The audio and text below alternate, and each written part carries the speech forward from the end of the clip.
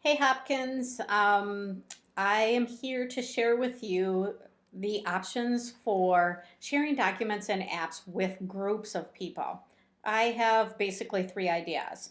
The first idea is that you could create a collection that you then drag and drop items or docs into. And if you share the collections with several people, then anything that you drag in there will be shared as well. So, for example, I have a collection here called District Media. That's for District Media Specialists. So if I hover over to the right, click on this triangle, and go to Share and choose Share again, you're going to notice that I'm the owner of it.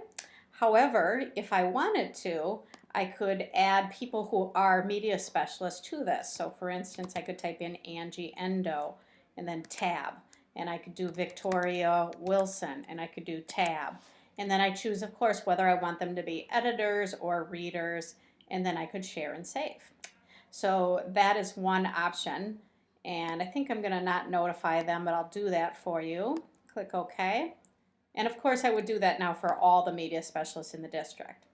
So then I'm going to get rid of this filter so I see all my documents again. If I wanted to put something in there, I would simply drag it. So I click on the white space to the right of the title of the document, and I would drop it on top of that collection.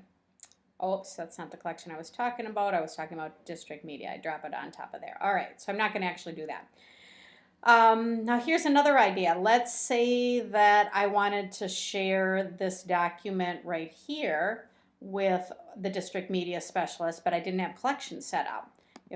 This is option number 2. I put a check mark in front of that. I click on the share button, and lo and behold, and this is just new in the fall of 2011, the TAS team has figured out a way that if there's an existing email or exchange group, you can search for it in apps. So that is amazing. So if I start typing in the word media specialist, so I'm going to say media specialist because I know there is a group called media specialist, but maybe there is no, or maybe it's district media. Come on, what is it? Can I figure it out here? Let's see. Okay, well, let's say I was going to share this document with high school staff because I know that there is an exchange group for high school staff. Well, I could click on HHS dash, and there is a group for the entire staff at Hopkins High School. Okay, that's true of actually any of our schools. So AS dash, and then I see that Alice Smith staff is. That's because there's an existing exchange group for those individuals, and you can now find those in the app system. They kind of match up one-to-one. All right, so that's option number 2. Now, what about if you have a group that either A is a temporary group, like let's say your class that you teach, or let's say it's a group so small that it's not worth asking TIS to set up an email group for. You can create your own groups. You do that in the mail program. Even if you have your mail forwarding to exchange and you never go to mail, I could go here and I could go to contacts. And sorry about the spinning beach ball.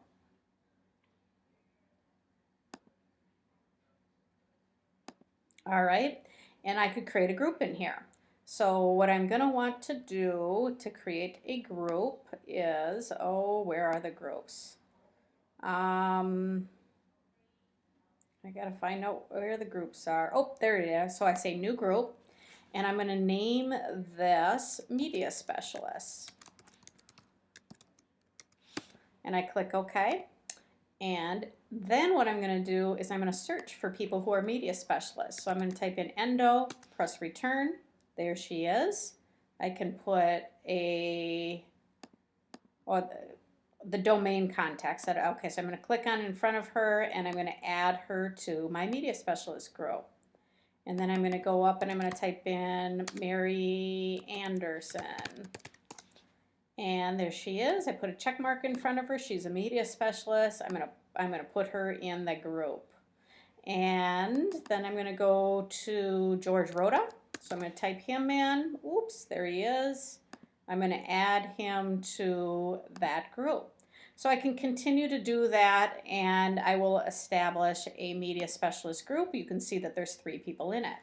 So that's how you establish the group. Now I'm going to close this tab, and let's say I wanted to then look for that group, and there wasn't an exchange group. I could put my check mark in front of it. I could click on plus, and I'm not going to find it if I type it in here.